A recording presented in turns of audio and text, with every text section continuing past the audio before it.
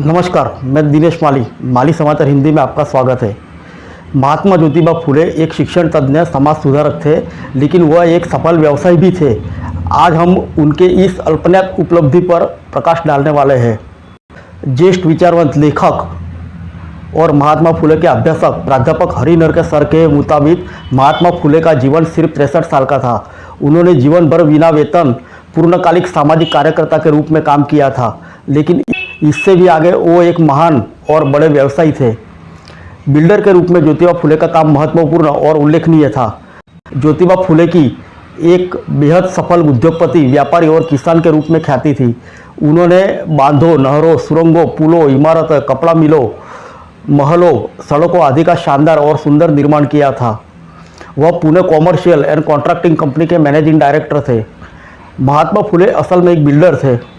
वह प्रत्यक्ष और अप्रत्यक्ष रूप से मुंबई नगर निगम की मुख्य इमारत, भायखला ब्रिज, परेल की रेलवे वर्कशॉप, मुंबई की कई कपड़ा मिलें, भंडारदरा जलाशय, बड़ौदा के महाराजा सयाजीराव गायकवाड़ का Lakshmi Vilas palace, times of India भवन के निर्माण में एक ठेकेदार के रूप में शामिल थे। उनकी Pune commercial and contracting company को पुणे नगर मार्ग पर एरवाड़ा के बुंद गार्डन पुल के निर्माण का कार्य के लिए उप ठेका मिला था। ज्योतिबा के पास इस काम के लिए बजरी, चूना और पत्थर की आपूर्ति का मुख्य ठेका था। 100 साल के कार्यकाल का यह पुल आज 140 साल बाद भी मजबूती से खड़ा है। कातरच की सुरंग, येरवाड़ा पुल और खड़कवासला बांध की नहर उनकी कंपनी द्वारा किए गए कुछ महत्वपूर्ण कार्य है। इससे कमाए हुए पैसे को ज्योतिराव ने खुलेआम सामाजिक कार्यों में खर्च किया था। निर्माण उद्योग में उनके दोस्तों के साथ साथ उनकी कंपनी के भागीदारों ने भी बहुत बड़ा योगदान दिया था। ज्योतिराव के अन्य व्यवसाय भी थे। पुस्तक प्रकाशन, ज्योतिराव फुले पुस्तक प्रकाशन कंपनी के माध्यम से किया करते थे। तुकाराम तात पदवल ने 1865 में बौद्ध विचारक अश्वघोष की पुस्तक वज्र सूची पर आधारित एक पुस्तक लिखी थी।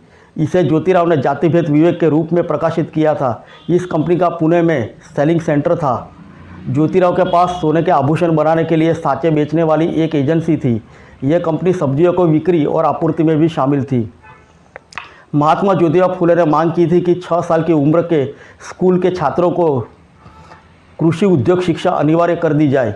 150 साल पहले कृषि औद्योगिक शिक्षा पर जोर देने वाले फुले आधुनिक भारत के कृषि औद्योगिक प्रगति के सच्चे दूरदर्शी है।